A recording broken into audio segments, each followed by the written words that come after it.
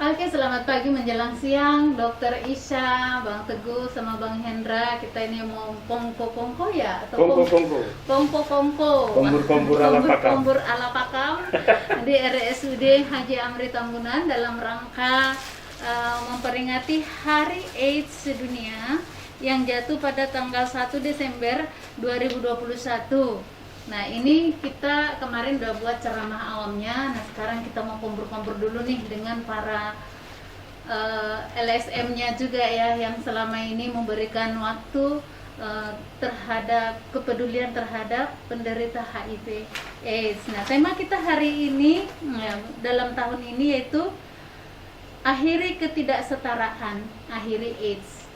Itu ya temanya ya. Mantap. Akhiri ketidaksetaraan, akhiri AIDS. Artinya kita tidak boleh membuat stigma kepada penderita, dan kalau bisa AIDS itu penularannya diakhiri, di stop gitu. Oke, saya mau bincang-bincang dulu dengan para pakarnya, termasuk ini Dokter Isa Ansari Rahab yang memang penanggung jawab klinik PDP ya, PCT HIV di sini. Nah, saya sendiri sebetulnya juga timnya, konselornya ya, tapi untuk hari ini saya di sini jadi punya peranan ganda. Nanti juga mungkin ya bertanya juga, tapi menjawab juga sebagian. Nanti kita diskusi aja lah. Oke. Bincang-bincang ringan saja. Nah, peringatan Hari AIDS Sedunia pentingnya mengenali bahayanya dan pencegahannya. Berdasarkan data Kementerian Kesehatan hingga Juni 2020 ya, jumlah ODIF sekarang istilahnya ya. Iya. Jumlah ODIF di Indonesia orang dengan HIV. Diperhalus lagi dokter. Iya, Orang dengan HIV. Udah pakai AIDS lagi Iya. dokter. Karena kan tidak selalu jadi AIDS. ODI ya. ODI. ODHI. ODIF. Orang dengan HIV. Nah, ODIF ya. Jadi berdasarkan data Kementerian Kesehatan hingga Juni 2020, jumlah ODIF di Indonesia dilaporkan mencapai 398.784 kasus. Ini yang terjaring ya.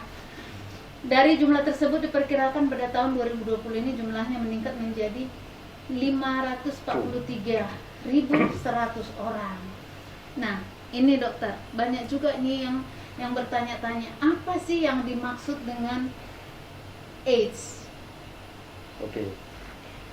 Oke, terima kasih Ibu Roida di acara Kongko-Kongko atau Kompor-kompor ala pakam. Kombur-kombur ala Ibu Pakam RSUD kita ya, Iya. Rumah Sakit Umum Daerah Haji Dr. Amri Andus Haji Tambunan. Amri Tambunan Ya. yang kurang lebih 2 minggu yang lalu ya Iya, sudah tanggal 1 ditawalkan Desember. namanya jadi Rumah Sakit Umum Dr. Andus Haji Amri Tambunan. Sudah Jadi, sebulan dokter? Oh, sebulan ya? Iya, Oh, pas maaf. HKN 12 HKN ya. November. Sekarang ini udah ganti nama ya, bukan ODA lagi ya, ODIF ya. ODIF. iya. ODIF, ODIF, ODIV. Oh, pakai HIV juga ya? Iya. Enggak ODIV gitu enggak ya? ODHIV. Kalau ODA A-nya kan AIDS dokter. AIDS, ya. A-nya yang dihilangkan gitu. Jadi kalau ODA kan orang dengan HIV AIDS. HIV AIDS ya. Nah, Oke, sekarang ini ODIV ya. ODIV iya. Oke, memang luar biasa ya.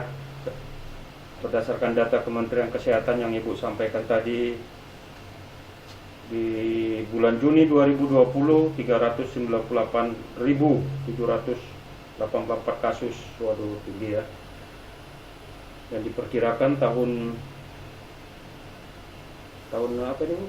Jumlahnya tahun. akhir tahun ya, Tahun akhir tahun 2020. sampai 500-an. Iya. Jadi kalau untuk di HIV AIDS ini kita mengenal adanya fenomena gunung es ya. Iya. Jadi yang terdeteksi itu hanya beberapa orang, tetapi di bawahnya itu tinggal menunggu saja gitu ya. Iya. Itu yang terkait dengan apa namanya Hari AIDS Sedunia ini, logonya ini apa? Akhiri ketidaksetaraan dan akhiri AIDS. Akhiri AIDS. Tetap selalu disampaikan ya, intinya akhiri AIDS lah ini ya. Kemudian penderita-penderitanya jangan ada kesenjangan, tapi ya tetap juga kita harus menjaga ya. Nah, sepertinya kalau ini semboyannya ya, semboyan atau motonya, Motonya. temanya ya, temanya Akhiri tahun ini ketidaksetaraan akhiri dan ketidaksetaraan itu artinya tidak ada ini mungkin ya dokter, tidak ada lagi stigma Stigma, yang ya. mengucilkan mereka, yang menganggap mereka itu tidak layak, sehingga tidak ada orang yang menjauhinya lagi. Akhirnya untuk pencegahan penularan itu mungkin bisa tercapai, sehingga Mudah-mudahan ya. sehingga gini, orang yang menderita HIV tidak lagi harus jatuh menjadi AIDS Ya. gitu mungkin ya, Oke lah. karena ada rangkulan dari keluarga atau apa. Tapi gitu. terbantu juga lah ya terkait dengan kejadian COVID ini. Iya, Kita tetap prokes, karena prokes ini juga salah satu ya untuk apa namanya, selama ini kita sebelum ada COVID kita banyak yang terkesan anggap remeh. iya, Jadi dengan adanya COVID ini prokes ya. Sebenarnya prokes ini pun juga ada istilah dulu kalau kita di puskesmas ada PHBS ya, program iya, PHBS, program, iya, perilaku hidup bersih dan sehat. sehat. Dan sehatnya itu yang kayaknya prokes ini kan gitu kan, Iya, mencuci tangan sebelum makan ataupun setelah apalah ya. Kemudian pakai masker. Pakai masker ini yang jadi apa ya, jadi utama sekarang ya. Karena sebelum COVID pun ya selalu kan untuk pemakaian masker ini untuk menghindari kontak. Apalagi sekarang COVID ya untuk mencegah COVID lah kan, lebih utama itulah ya kan. Nah, jadi terkait sel CD4, makanya kita pun masih mengandalkan pemeriksaan CD4 lah ya untuk pasien-pasien dengan yang positif terjaring HIV-nya gitu. Rapid testnya selalu kita cek CD4, dan rata-rata pasien yang udah kita layani positif rapid test, CD4-nya anjlok di bawah 50, apalagi yang rawat inap. iya, Dia rawat inap masuk kemari ya karena memang kondisinya berat, oleh karena infeksi oportunistik. Salah satunya TB-nya, GE, iya. mencret yang Ibu bilang tadi. Nggak berhenti-berhenti, Ah. paru-parunya ya, Kita pencernaan. cek darah, rapid test HIV positif.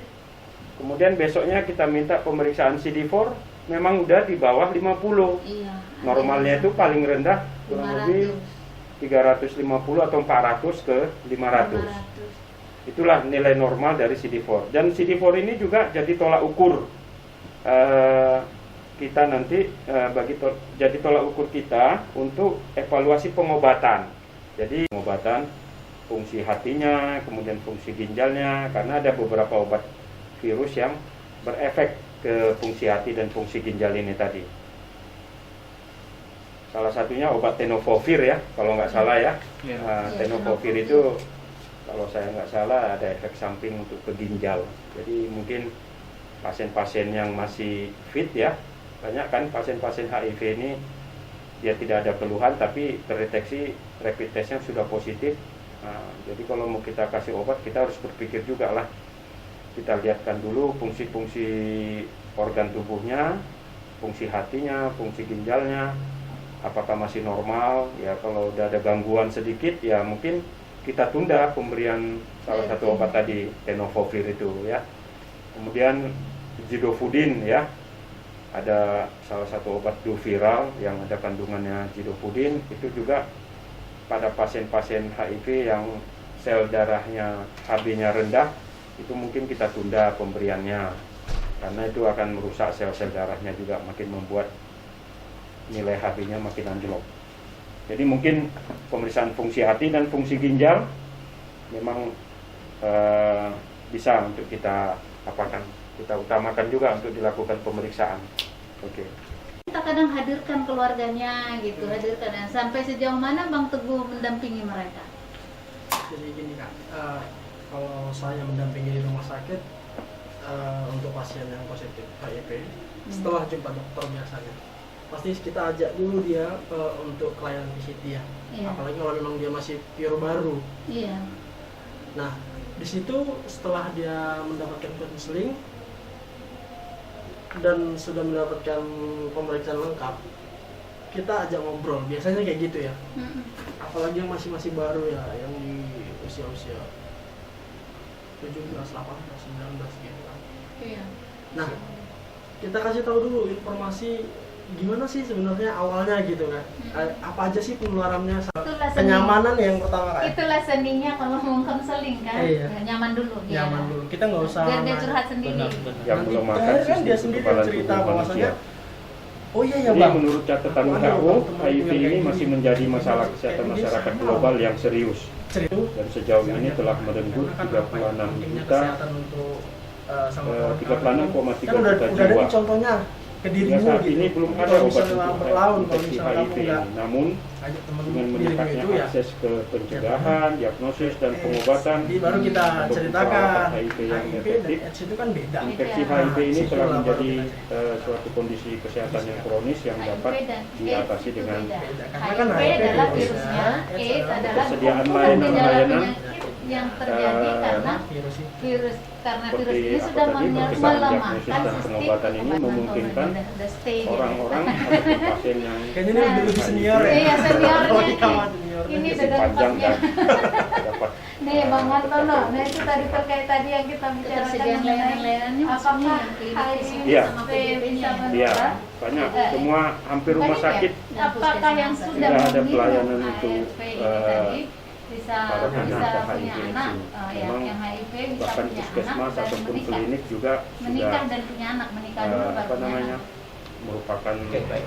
Terima kasih. bagian dari Ibu. akreditasi rumah sakit Saya akan Iya. coba untuk ataupun menjawab klinik pertanyaan untuk pasien-pasien dengan terkait HIV/AIDS ini. orang dengan HIV Penanganannya bisa punya bagaimana? anak atau enggak ya. Ya kalau untuk di klinik saya rasa mereka tidak akan Di awal dia secara belum untuk tahu mengobati, statusnya, tetapi juga mereka orang akan dengan melakukan HIV juga rujukan punya anak. Iya. untuk ke rumah sakit Itu dengan terkait jenjang bisa yang punya lebih anak tinggi, atau tidak. Iya. di mana di situ Jadi ada semua manusia itu pos bisa pelayanan punya anak. khusus untuk HIV ini Itu yang disingkat dengan VCT ya Bu ya. Iya, VCT. Atau Terkait kalau kita dari di rumah anak sakit ya. Haji Ada Malik ada namanya penularan Posyansus. dari ibu kan. Pusat pelayanan Penularan khusus HIV untuk itu nggak pasien-pasien segampang seperti yang kita Oke. kira.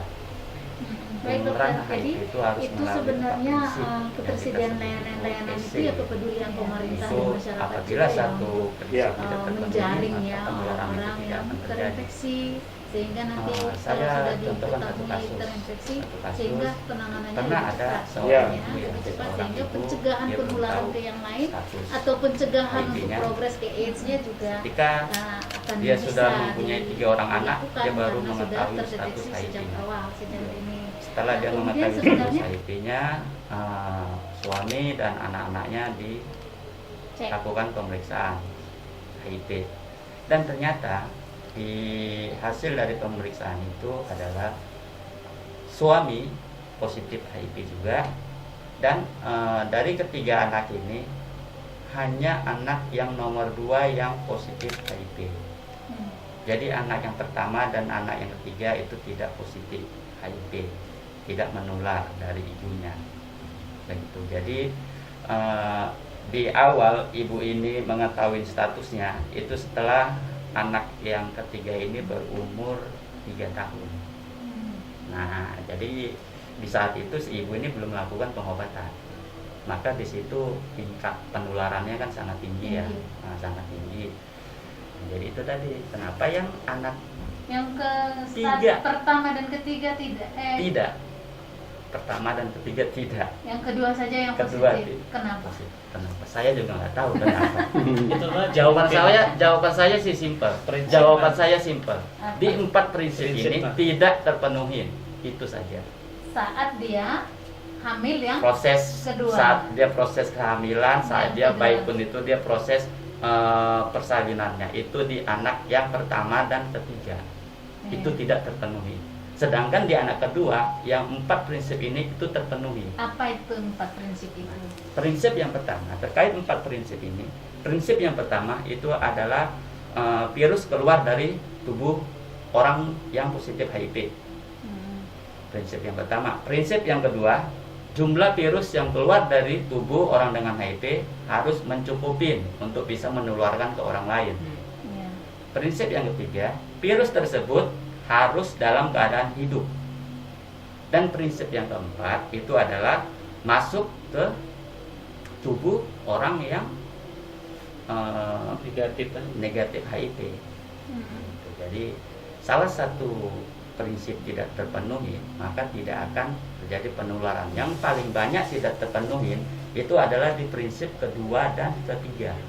Apa itu? Itu jumlah virus Virus tidak jumlah- mencukupin jumlah dan virus virus mati. sudah mati. Sudah mati gitu ya. Dalam arti kata virus tidak mencukupin, makanya di orang dengan HIV itu harus melakukan pengobatan sampai tingkat tidak terdeteksi jumlah virus di tubuhnya. Artinya kalau dia sudah datang ke orang lain. Karena saya konselor, ya halo, karena saya konselor juga kebetulan di sini.